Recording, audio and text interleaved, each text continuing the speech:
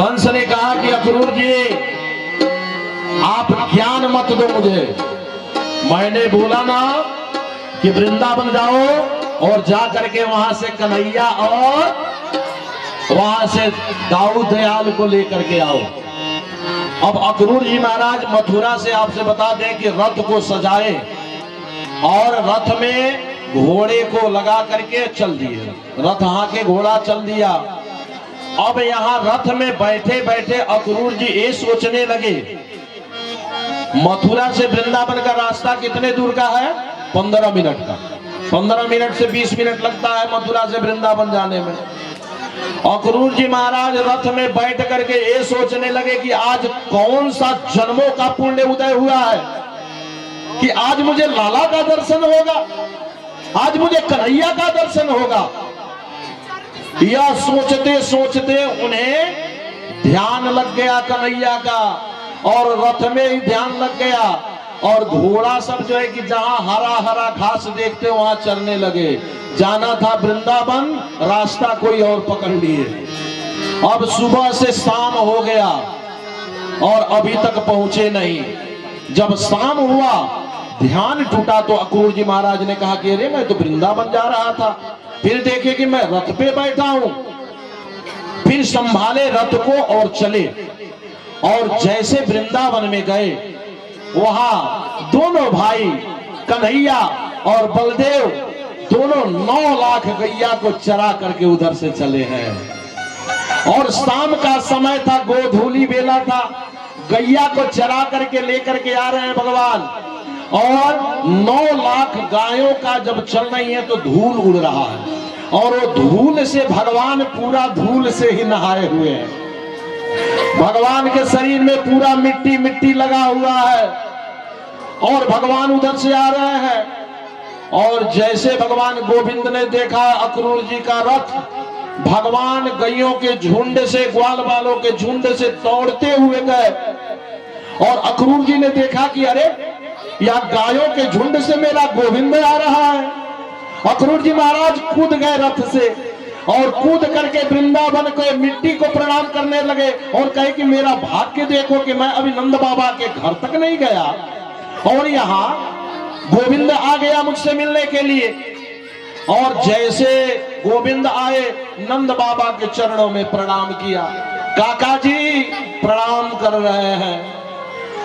अक्रूर जी महाराज ने कहा कि गोविंद आज तो लग रहा है कि मैं अपने नाकों को रगड़ रगड़ के आपके पैरों पे धो डालूं, लेकिन यहाँ तो मैं बड़ा हूँ, मैं आपसे बड़ा हूँ, काका जी बना हूँ, तो मैं यह कार्य तो कर नहीं सकता हूँ। तो अक्रूर जी महाराज ने आशीर्वाद भी गोविंद को दिया और मन ही मन प्रणाम किया। संत कभी कभी मन ही मन प्रणाम करते हैं। अक्रूर जी महाराज ने प्रणाम किया। गोविंद ने कहा कि काका जी इतने शाम को क्या बात है? अक्रूर जी ने कहा कि शाम को नहीं कन्हैया, मैं तो चला हूं सुबह का ही, लेकिन शाम हो गया रास्ते में आते आते। गोविंद ने कहा कि काका जी मथुरा से वृंदावन का 15 मिनट का रास्ता है, आप सुबह का चले हैं, शाम हो गया। अक्रूर जी ने कहा कि हे गोविंद तुम्हें तो सब कुछ मालूम है, मैं तो तुम्हारा ही दर्शन कर रहा था। इस हृदय में तुम आकर के विराजमान हो गए थे, तो मेरा रथ कहाँ जा रहा था मुझे तो मालूम नहीं था। भगवान ने कहा कि ठीक है काका जी, आप किस लिए आए हैं? अक्रूर जी ने कहा कि आपको और बलराम को मथुरा में कंस धनुष यज्ञ रखा है और उसमें आपको निमंत्रण दिया है। गोविंद ने कहा मामा जी हमें बुलाए हैं मेला देखने के लिए, हम दोनों भाई जरूर चलेंगे काका जी, लेकिन एक बात ध्यान दीजिएगा काका जी, सीधा जा करके यहाँ हमारे ग्वाल बालों से किसी गोपियों से मत कह दीजिएगा कि हम जो है कल मथुरा जा रहे हैं, नहीं तो जाने नहीं देंगे। और मैया से भी जाके नहीं कहिएगा, बाबा से जा करके कहिएगा बाबा हम सबको मेला दिखाने के लिए ले जाएंगे। सब कुछ गोविंद यही समझा दिए। अब अक्रूर जी महाराज से ग्वाल बाल सब पूछने लगे भैया ये कहां से आया है रथ में नया नया कपड़ा पहन करके? गोविंद ने कहा कि भैया ये कंस मामा के यहाँ से आए हैं और बाबा से मिलना चाहते हैं। नंद बाबा के घर गए अक्रूर जी महाराज रात में भोजन हुई। भोजन के उपरांत बिस्तर इत्यादि दिए, सेवा किए। नंद बाबा ने कहा कि अरे भैया अक्रूर जी, मैं तो पूछना ही भूल गया आपके सेवा सत्कार में कि आप आए किस लिए हो, आप किस लिए आए हो। अक्रूर जी ने कहा बाबा आपको मालूम नहीं, मथुरा में महाराज कंस ने धनुष यज्ञ रखा है और उस धनुष यज्ञ में कंस ने कहा है कि वृंदावन से कृष्ण और बलराम को आप लेकर के आओ। मैं कृष्ण और बलराम को मथुरा ले जाने के लिए आया हूं। और जैसे सुनी यशोदा मैया कि कृष्ण और बलराम को लेने के लिए अक्रूर जी आए हैं, मैया तो वही रोना प्रारंभ कर दिया, धड़ाम से धरती पे गिर गई। मैया रोने लगी, हे अक्रूर, आप आज मेरे लाला को और बलराम को मथुरा लेने के लिए आए हो, और उसमें भी उस कंस पापी के पास, जो कंस आज तक मेरे लाला को मारने के लिए इतने राक्षसों को भेजता रहा। मेरा लाला 7 दिन का था, पूतना आ गई, 1 महीने का हुआ सकटासुर आ गया, त्रिणावर्त आ गया, आघासुर आ गया, ऐसे ऐसे राक्षसों को भेजता रहा। मैया रोने लगी। नंद बाबा बोले कि नहीं भैया, मैं अपने लाला को मथुरा नहीं जाने दूंगा। भगवान गोविंद ने सोचा कि मैया तो यहां बिखर गई, रोने लगी, अगर बाबा भी नहीं सुने तब तो हम सब नहीं जा पाएंगे, आगे का लीला संभव होगा कैसे, हमें तो आगे की भी लीला करनी है। भगवान गोविंद जाकर के मैया के गोद में बैठ गए। मैया से कहे कि मैया तू क्यों रो रही हो। यशोदा मैया ने कहा कि लाला तू हमारे प्राण का आधार है, और तू चला जाएगा तो जानता है मैं जी पाऊंगी क्या, मैं मर जाऊंगी लाला तुम्हारे बिना, मैं नहीं जी सकती। भगवान ने कहा कि मैया हम दोनों भाई इतने बड़े हो गए हैं। भगवान का उम्र उस समय 11 वर्ष और 55 दिन का था। 11 वर्ष 55 दिन के भगवान हो चुके थे। भगवान ने कहा कि मैया तू ये कभी नहीं सोचती हो कि हम सबों का भी कुछ खुशी है। भैया ने कहा कहना लाला तुझे क्या चाहिए, तुझे क्या चाहिए हम देने के लिए तैयार हैं। गोविंद ने कहा कि मैया आज हम दोनों भाई मामा जी के घर जाएंगे, वहां मथुरा में मेला देखेंगे, कितना खुशी हमें प्राप्त होगा। मैया ने कहा कि लाला इसके अलावा और कुछ कह, तुझे मथुरा तो नहीं जानी है। गोविंद ने कहा कि मैया हम सब ज्यादा दिन के लिए थोड़े न जाएंगे, हम लोग आज जाएंगे, कल मेला देखेंगे और परसों फिर लौट करके आ जाएंगे। मैया हम आज जा करके कल मेला देख करके परसों आ जाएंगे, हम सब ज्यादा दिन के लिए नहीं जाएंगे। मैया ने कहा कि बेटा हम तुम्हारे बिना नहीं जी सकते। नंद बाबा से कहने लगे दोनों, बलराम जी और कृष्ण, बाबा आप मैया को समझाओ, हम सब मेला देखने जाएंगे। नंद बाबा ने कहा यशोदा मैया से कि देवी अगर लाला की इच्छा है तो जाने दो इसे, ये बच्चे लोगों का अगर इच्छा है तो इन्हें मेला देखने दो, और ऐसे मैं थोड़े न छोड़ूंगा, मैं सारी ग्वाल बाल के साथ मैं भी जाऊंगा, कृष्ण और बलराम के साथ मैं स्वयं जाकर के देवी इन लोगों को मेला दिखा करके लेके चला आऊंगा। यशोदा मैया ने कहा कि ठीक है आप जाओगे तो लेकर के जाओ।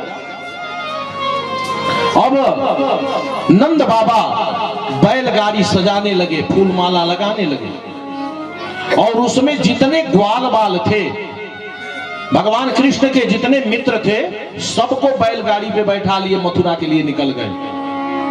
और अक्रूर जी को कहे कि आप रात में विश्राम करिए, रात्रि यहां, और सुबह जो है गोपाल और बलराम को दोनों को लेकर के आइएगा। रात भर मैया रोती रही, पूरी रात जो है यशोदा मैया ने सोया नहीं, केवल रोया कि कल मेरा लाला मथुरा चला जाएगा। सुबह हुआ, अक्रूर जी महाराज जगे, स्नान ध्यान करके अपने रथ को सजाने लगे कि आज गोविंद को लेकर के जाएंगे। सुबह सुबह गए और गोविंद से बोले कि गोविंद, हम सब सुबह का समय है, अभी यहाँ से वृंदावन से प्रस्थान करें ताकि हम सब 10 बजे तक वृंदावन पहुंच जाएंगे। आप सब समय के अनुसार चल के अपने बाबा के पास चले जाएंगे, वहां से स्नान ध्यान करके आप सब जाएंगे मेला देखने के लिए। अब सुबह सुबह रथ तैयार कर लिए। गोविंद और बलराम दोनों गए मैया को प्रणाम करने के लिए। मैया तो रो रही थी। बोले कि मैया रो मत, हम परसों आ जाएंगे मैया, और बाबा भी गए हैं वहां। समझा करके दोनों रथ पे सवार हो गए। अब यहाँ ब्रज में जितने ग्वाल बाल थे सबको तो लेकर के अक्रूर जी चले गए थे, लेकिन जितनी गोपियां थी इन्हें मालूम चल गया कि कोई मथुरा से अक्रूर आया है और गोविंद को मथुरा लेकर के जा रहा है। अब सारी गोपियां यहां रोने लगी और महाराज आके नंद बाबा के दरवाजे पे वहां सब जो है लेट गई। जैसे अक्रूर जी महाराज रथ को लेके आगे चले, सारी गोपियां जो है कि रथ के आगे लेट गई। सबने कहा कि अक्रूर, तुम वृंदावन में अक्रूर नहीं, तुम्हारा नाम भगवान को क्रूर रखना चाहिए था। तुम तो क्रूर हो, यहाँ वृंदावन से हमारे गोविंद को लेकर के जा रहे हो। और हाँ, ये ध्यान देना कि आप हम रथ को हमारे शरीर से लेकर के जाओगे, शरीर से रथ को लेकर के जाओगे। पहले हम सब मरेंगे, उसके बाद गोविंद यहाँ से वृंदावन से जाएंगे। और भगवान ने सोचा कि यहाँ मैया को समझाया, बाबा को समझाया, अब यहाँ इस गोपियों को कैसे समझाएं। भगवान रथ से कूदे और गोपियों से कहे कि भैया देखो, हम सब मेला देखने के लिए जा रहे हैं, सारे ग्वाल बाल बाबा भी चले गए हैं और हम आज जा रहे हैं, कल मेला देखेंगे, परसों आ जाएंगे। गोपियों को समझा करके भगवान रथ लेकर के आगे बढ़े। यहाँ मैया दौड़ने लगी, अरे लाला तू खाया नहीं है, माखन लेते जा, रास्ते में खा लेना। और मैया रोते हुए दौड़ती गई, रास्ते में धड़ाम से गिर गई। गोविंद ने देखा कि मैया जो है कि दौड़ रही है, फिर से रथ से कूदे आकर के मैया के पास, कहे मैया बाबा वहां पहुंच चुके हैं, कोई दिक्कत नहीं होगा मैया, हम परसों आ जाएंगे, हम ज्यादा दिन तक नहीं रुकेंगे। और मैया को फिर से महल में ला करके और गोविंद और बलराम मथुरा के लिए निकल गए।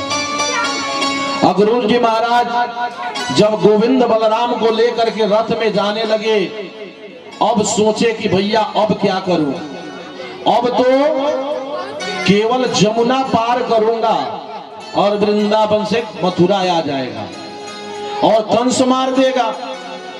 फिर सोचे कि अरे भैया इनके लिए पूरी जो है वृंदावन रो रही है और मैं लेकर के जा रहा हूं मारने के लिए। अक्रूर जी महाराज ने सोचा कि चलता हूं जमुना में स्नान करूंगा और जमुना में स्नान करके और दोनों भाई को ले जाकर के नंदरानी के महल में छोड़ दूंगा और चला जाऊंगा कंस के पास, कहूंगा कि तू मुझे मार दो, लेकिन मैं गोपाल और बलराम को लेकर के नहीं आऊंगा। अब यही सोच रहे थे।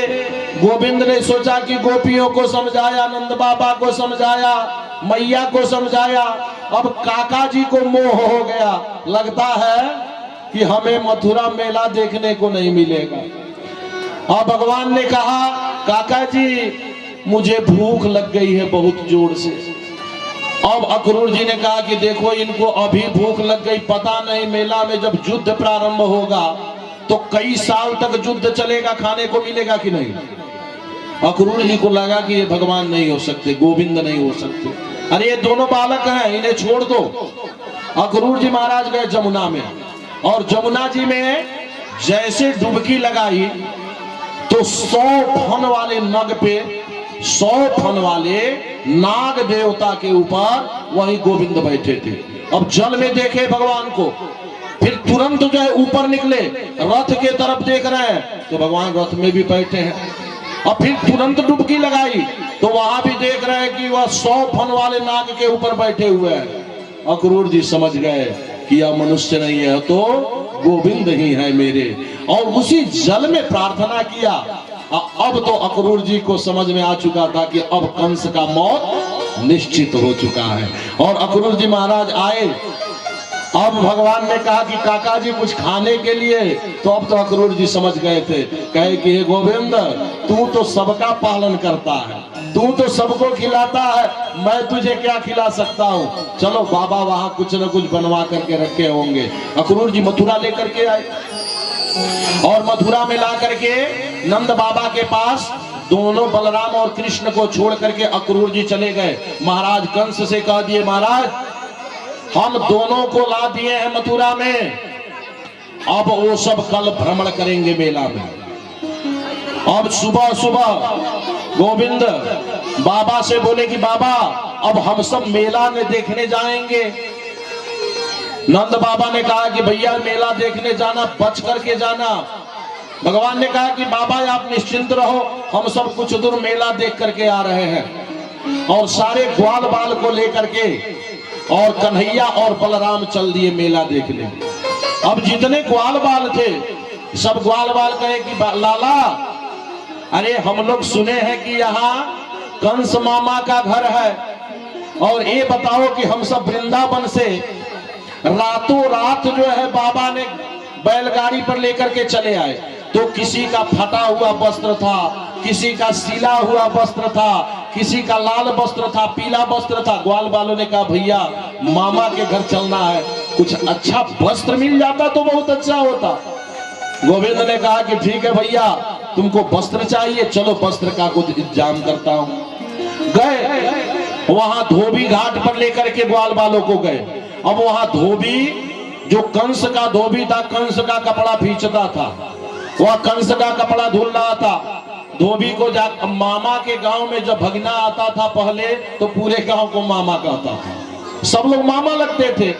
गोविंद गए और जाकर के धोबी से बोले, मामा जी कुछ कपड़न हमको भी दे दीजिए, ये सब कपड़े पहन करके हम लोग सुंदर दिखेंगे। धोबी ने कहा कि अरे ग्वालिया, तुम लोग अपना शरीर नहीं देख रहे हो? अरे महाराज कंस का कपड़ा पहनना चाहते हो? जानते हो कंस महाराज ने तुम्हें किस लिए बुलाया है, या मुझे मालूम है, और वो बाद में तुम्हारा जो है तबाही करेंगे। अभी मैं तुझे मार दूंगा, यहीं पे राम नाम सत्य हो जाएगा, महाराज के पास तक भी नहीं जा पाओगे। गोविंद ने कहा मामा जी मारने की बात क्यों करते हो, मुझे कुछ कपड़े चाहिए। अब धोबी ने कहा जाते हो कि नहीं। डंडा उठाया धोबी, और जैसे डंडा उठाया कुछ ग्वाल बाल भागने लगे। भगवान कृष्ण भी ग्वाल बालों के साथ भागने लगे। मधुमंगल था साथ में। मधुमंगल ने कहा भैया लाला, अरे तू क्यों भागते हो? अरे आज इस धोबी को दिखा दो, वह पुतना वाली हाथ थोड़ा दिखा दो तो इसे, या मानेगा नहीं, ऐसे वस्त्र को नहीं देगा, दिखा दे पुतना वाली हाथ। और भगवान ने ऐसे हाथ जो है कि चढ़ करके मारा कि धोबी का वही राम नाम सत्य हो गया।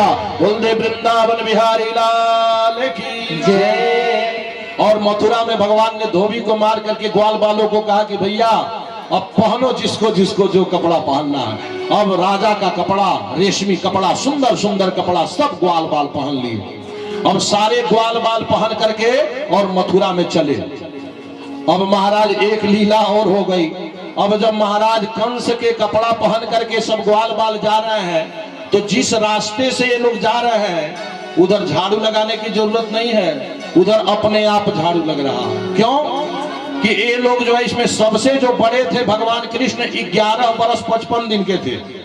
अब छोटे छोटे ग्वाल बाल, अब महाराज कंस का विशाल शरीर, अब इतने बड़े बड़े कपड़ा थे कि किसी के हाथ से जो है 2 हाथ निकला हुआ है, किसी के पैर से 4 हाथ निकला हुआ है। अब वो सारे वस्त्र से अपने आप जो है कि सब झाड़ू लगाते जा रहे हैं। उसी में एक ग्वाल बाल ने कहा कि भैया यह गांव के जितने कुत्ते हैं हम लोग को देख करके भौंकना प्रारंभ कर दिए। लाला कुछ इंतजाम करो, नहीं तो मामा जी के पास हम लोग नहीं पहुंच पाएंगे, एक कुत्ते ही हमें काट लेंगे। भगवान ने कहा कि घबराओ नहीं, उसका भी व्यवस्था करता हूं। वहां मथुरा में एक दर्जी था, उस दर्जी ने अब घर से ही अंदर से बोल रहा है, क्योंकि मथुरा के सब जानते थे कि अगर कोई भी कृष्ण से बोल दिया तो कंस छोड़ेगा नहीं, मार देगा, वह पापी है। वह दर्जी जो है घर के अंदर से खिड़की से कह रहा है, गोविंद आओ ना मेरे घर, मैं तुम्हारा जाप करता हूं, मैं इस कपड़े का सिलाई करते करते तुम्हारा दर्शन करता रहता हूं। गोविंद मैं जानता था कि किसी दिन तुम मथुरा में आओगे तो मेरे भी घर आओगे, मैं तुम्हारा तपस्या को, आओ ना गोविंद। भगवान ने कहा कि चलो जरूरत आ चुका है, और दर्जी के घर गए और कहे कि देखो हमारे मित्रन की कपड़ा सही कर दो। सारे ग्वाल बालों का कपड़ा काट काट करके वह दर्जी सही किया। अब कपड़ा अच्छा हो गया। अब वृंदावन वासियों को एक शौक और है, माला पहनने का। अब ग्वाल बालों ने कहा कि लाला कपड़न तो सही हो गए हो, अब बहुत अच्छा लग रहे हो है, लेकिन अगर माला होता ना तो लाला बहुत सुंदर हम लोग दिखते, क्योंकि मामा जी के घर जाना है। गोविंद ने कहा कि चलो चलो मामा जी के घर, मामा जी आरती का थाली लेकर के तुम सबका इंतजार कर रहे हैं लड्डू खाने के लिए, चलो मामा के घर चलना है। अब भगवान क्या किए, वहां सुदामा माली था, वह सुदामा नाम का माली था। यह सुदामा नहीं जो मित्र थे भगवान के, यहाँ मथुरा में एक सुदामा माली, वह भगवान का भक्त था। भगवान सुदामा माली के घर गए और सुदामा माली से कहे कि हमारे मित्रों को आप माला पहना दो। सारे मित्रों ने भगवान को और सारे ग्वाल बालों को माला पहनाई। अब ग्वाल बाल माला पहन लिए तो कहे लाला वस्त्र भी सुंदर हो गया, गर्दन में माला भी अच्छा लग रहा है, अब थोड़ा केसर चंदन होता तो आनंद आ जाता। भगवान ने कहा कि चलो ये भी पूरा कर देता हूं। अब वहां कुब्जा थी, और कुब्जा कहते हैं कि वह 3 जगह से टेढ़ी थी, या कंधे से भी, कमर से भी और पैर से भी, 3 जगह से टेढ़ी थी, इसलिए उसका नाम लोग कुब्जा रख दिए थे। कुब्जा चंदन पीस करके केसर का और महाराज कंस के लिए ले जाती थी। उस दिन भी महाराज कंस के लिए केसर का चंदन लेकर के जा रही थी। भगवान ने देखा, अब भगवान पीछे से बोले, ओ सुंदरी। अब कुब्जा कहे कि आज तक हमारे जीवन में किसी ने सुंदरी तो कहा नहीं। कुब्जा चलती रही। गोविंद ने कहा सुंदरी आप यह चंदन मुझे लगा दो।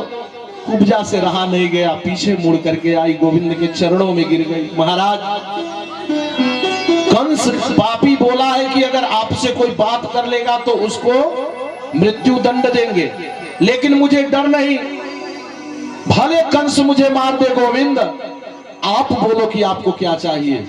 गोविंद ने कहा कि हमारे मित्रों को थोड़ा यह चंदन लगा दो। कुब्जा ने कहा कि यह चंदन तो आपको ही लगना चाहिए, लेकिन आज तक जो मैं कंस पापी को यह चंदन लेकर देती थी, लेकिन इस चंदन का अधिकारी तो आप ही हो गोविंद। और कुब्जा ने सबको चंदन लगाया, ग्वाल बालों को।